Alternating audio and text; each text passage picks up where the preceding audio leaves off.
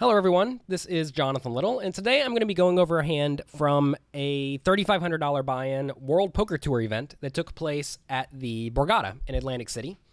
And in this hand, we're playing 300 big blinds deep, very early in the tournament. The blinds are 50, 100, and I have pocket aces in second position. Ace of hearts, ace of clubs.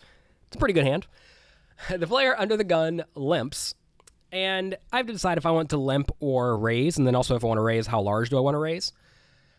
The first thing I rule out immediately is limping behind. I'm not trying to limp re-raise. I think that's a horrible play that makes it to where it's very difficult for you to win a large pot unless your opponent has kings, in which case you're going to win a big pot anyway. So limp re-raising's completely out of the question. Then the only question is, how large do I make it? Do I make it 400 to try to keep a bunch of players in, or do I make it bigger, like 700, to try to make people fold? And I think by far the best play is to just make it 400. You want to keep people in the pot. If you get outdrawn, that's okay. You have to realize you are not just blindly stacking off with your pocket aces. I think a lot of amateurs make the error early in a tournament of getting a hand like aces or kings or queens, and then just trying to blast their stack in the pot. And they have to realize that if their opponents are willing to put their whole stacks in for 300 big blinds early in a major tournament, they probably have aces beat. So whenever you do have a hand like aces, you have to be able and willing to get away from it if it plays out poorly for you.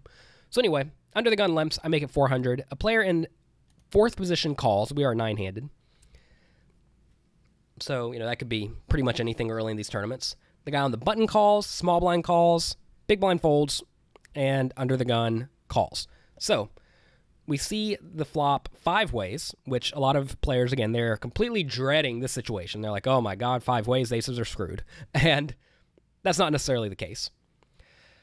So, in this hand, player in the small blind checks, under the gun checks, and I bet 1,200 into the 2,100 chip pot. If you guys remember back to, I believe, about 4 weeks ago, I had a hand where I think it was pocket kings on 996. Maybe that wasn't it. I don't remember exactly what it was, but I just check folded the flop in a spot where I got the vibe that someone yet to act had a good hand.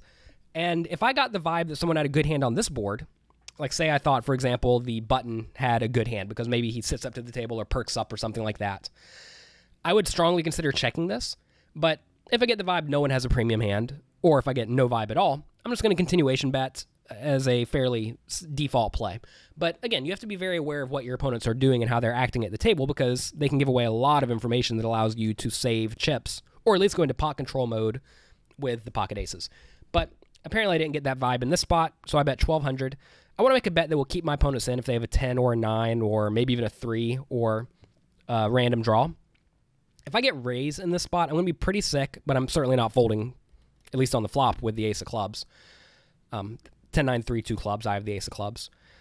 So everyone folds around to the player under the gun who check calls. So when he check calls, that range is probably going to be a lot of draws, a lot of 10s, and a lot of 9s. I think that's going to be pretty much all I'm against. So what are the draws that are available? You can have a flush draw, but notice I have the ace of clubs. That should take away a lot of the reasonable draws. Also, the 10 and the 9 are on the board, so he either has something like 8-7, 8-6, 7-6, or king-queen, king-jack, queen-jack. Those are the only ones that make much sense. So I'm generally putting the opponent on that rough range. Turns a queen of diamonds, so that's going to make his 10 significantly worse. But it should improve a lot of his good flush draws, and then his bad flush draws, like 7-6, still have a gut shot plus a flush draw, so my opponent's not going to fold. This seems like a pretty easy spot for me to bet. If I get check raise, I'm going to be very sick, because obviously I lose to queen 9, queen 10, and king jack, and also jack 8 of clubs. King jack of clubs, jack 8 of clubs. Opponent could just have random jack 8 offsuit and decided to check call as well. So this is a dicey spot, but I do think, especially against most amateur players, I can make a bet with the intention of folding if I get raised. And I'm not trying to fold my aces, but certainly that could happen. So he checks. I bet 1,900 into the 4,500 chip pot, which I think is a pretty good size. I could maybe go a touch larger, but you have to realize in this spot, I'm trying to make my opponent call with a naked 10 or 9. If I was to bet larger, what I'm saying is that I'm fine if my opponent folds the 9s and the 10s. And I don't really want my opponent to fold a 9 or a 10, because if he folds a 9 or a 10, that means he's only going to call with a queen or better, or draw. And that range is actually pretty strong. I'd much rather keep him with a hand like 9-8 or 10-8 or ace-10 that are drawing fairly thin. And also, I'm going to have a pretty good amount of visibility on the river, meaning I know which cards are bad for me, right? Like, I don't want a jack to come. I don't want an 8 to come. I don't want a king to come. And I don't want a club to come. Those are really the only bad cards. I suppose a 10 or a 9 would be particularly bad on this river, or if I bet small on the turn as I do. But there are spots where your opponent's draws are very concealed, and then there are spots where your opponent's draws are fairly obvious. And this is one of those spots where the opponent's draws, if he does check call the turn, should be fairly obvious. So I'm going to be able to play very well on the river if I bet this and get called. I don't like a bigger bet again because it forces my opponent to have something good. And if I'm forcing him to have something good, aces aren't in amazing shape. But when I bet small and he calls, aces are in amazing shape. So on the river, the opponent decides to lead for 2,500. The river is a bad river, the 2 of clubs. So it's not the worst river. I suppose the worst river would be a king of clubs or a jack of clubs or an 8 of clubs. But 2 of clubs is pretty bad. But my opponent leads for 2,500. So I have the ace of clubs in my hand. Remember, I have pocket aces with the ace of clubs. And I'm getting amazing pot odds, right? I do not need to win very often at all to show a profit in this scenario. So the real question becomes, would my opponent make this play with anything besides a flush? And I don't know. I mean, it's difficult to know. I do know, though, that I'm at the Borgata in Atlantic City, and that's a place where guys like to be macho. They like to not get pushed around, and also they like to try to push you around. So for that reason alone, I think this becomes a fairly standard call.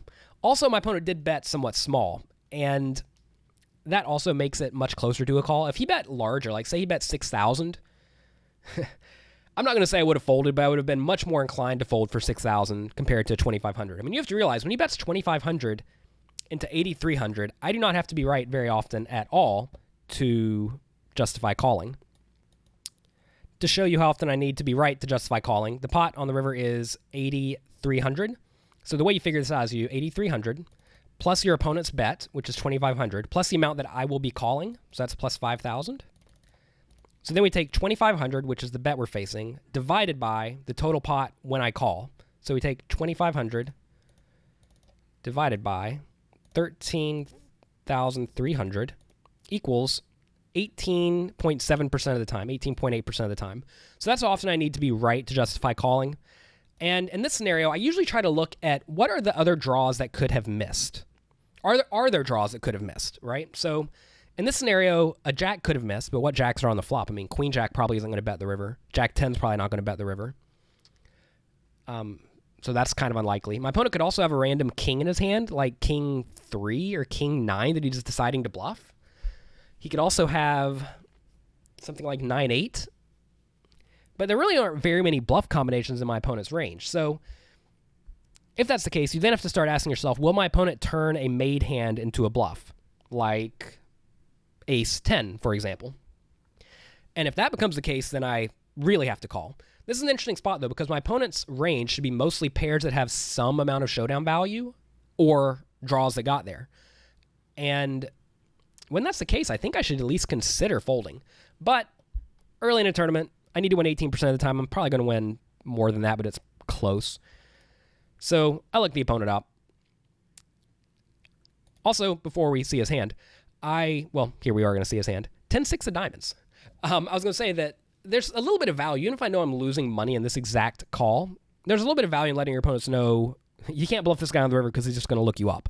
And if you let your opponents know they're not going to be able to bluff you early in the tournament, they're probably not going to be inclined to bluff you in the future, which will actually allow you to make bigger folds in the future. So he showed 10-6 of diamonds, right? And this hand was initially posted on Share My Pair, which is the way I'm sharing this hand with you right now. It's an application for iPhone and Android devices where you can share your hands with your friends. And people can leave comments. So a lot of the people in the chat said, oh, he's making a blocking bet with the 10-6, thinking he has the best hand. A blocking bet is by definition a value bet. And it's usually a small bet designed to get called by a worse hand. So what worse hands could I have that I'm going to call with on the river? Well, I'm sure not going to call with ace-king. That's about impossible. I'm not going to call with a 9 because I lose to random 10s, like I said, that may be turning themselves into a bluff. I'm not going to be betting pocket 8s like this. I probably wouldn't bet a 9 like this either. So my calling range in this spot is going to be a queen or better, pretty much, and maybe a hero call ace 10. So this bet is, if it is a blocking bet, it is not a good blocking bet because you can't get called by a worse hand. A blocking bet in my mind in this spot would be something like king queen, or I guess king queen would be like realistic hand to blocking bet with, because then you could get called by pocket jacks, you could get called by ace 10, you could get called by queen jack. So king queen blocking bet has some merits, but not that I would expect most people to do that. I actually think blocking bets are a very bad play. I discussed that thoroughly in my first tournament book, Secrets of Professional Tournament Poker, Volume 1. I go through and debunk a lot of the plays that some people think of as standard and make it really clear using lots of math and lots of examples about how these plays are just horrible. And this is a good example of this. If this player thinks that his bet with 10-6 is for value, it's just not a good play. I actually don't mind this hand as a bluff. And the reason I don't mind it as a bluff is for exactly the reason I just stated. He loses to pretty much every hand that I could have besides, I guess, a 9. But again, I'm probably not betting the flop and the turn with a 9. So this is a pretty cool hand to turn into a bluff because this should actually be near the bottom of my opponent's range.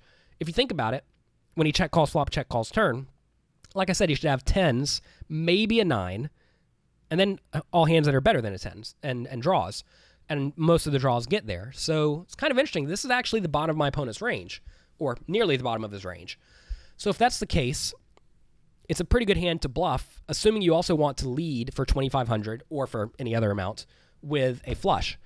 You never want to have a spot in your range where you have entirely bluffs or entirely value hands against a good player. So I actually don't hate this as a bluff. If my opponent thinks he's getting value from this, that's ridiculous. But if he's bluffing, I think it's actually a pretty sweet play. I do, though, think that he should have bet larger. And that's just because he is trying to represent a flush. And I do think he should have a lot of flushes in his range in this spot. So I think betting larger would make more sense. So pretty cool hand. I also thought the comments, again, that were left on Share My Pair were interesting because some people thought, oh, he's obviously making a blocking bet. And maybe he was. I mean, a lot of people, this is what people are thinking. They think, oh, I'm going to blocking bet here because, I don't know, insert reason. I guess because the draws got there. But in reality, I think it's not a spot where you want to lead the river at all. And my call, I think, is speculative, but I'm kind of a calling station, so don't try to bluff me. That's going to be it for this week. If you enjoyed this episode, please leave a review wherever you are watching it and leave a rating. That would definitely help me out. And that's going to be it for this week. Thank you very much, and I will see you back next time.